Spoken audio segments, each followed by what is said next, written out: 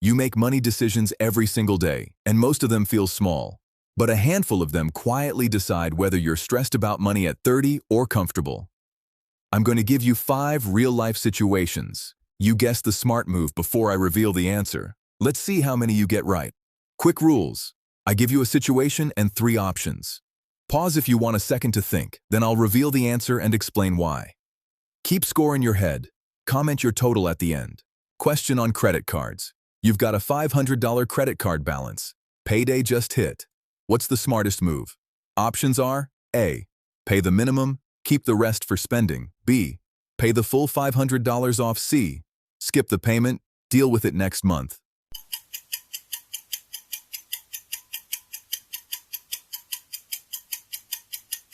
The answer is B. Credit card interest usually runs 20% plus a year, and carrying a balance means paying that rate on whatever's left every month. Paying just the minimum feels harmless, but it's one of the most expensive habits in personal finance. Next question on tax. Your job matches your 401k up to 4%. Put in 4%, they add 4% too. You're contributing 0% right now. You're leaving free money on the table? Options are A. True. B. False.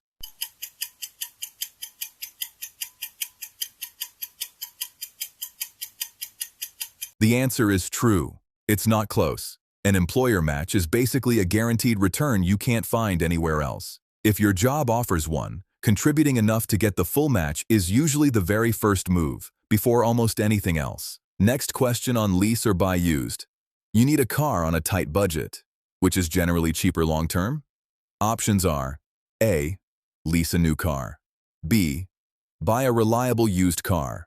C. About the same either way.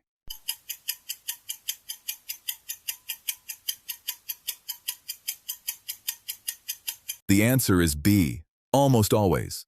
Leasing means you never build equity, you just restart the payments every 2 or 3 years. A used car costs more upfront in repairs. But once it's paid off, your monthly cost basically drops to gas and insurance. Next question on debt versus savings. You have an extra $1,000. You've got credit card debt at 22% interest and a savings account earning 4%. What do you do with the money? Options are A. Put it all in savings. B. Pay down the credit card. C. Split it 50-50.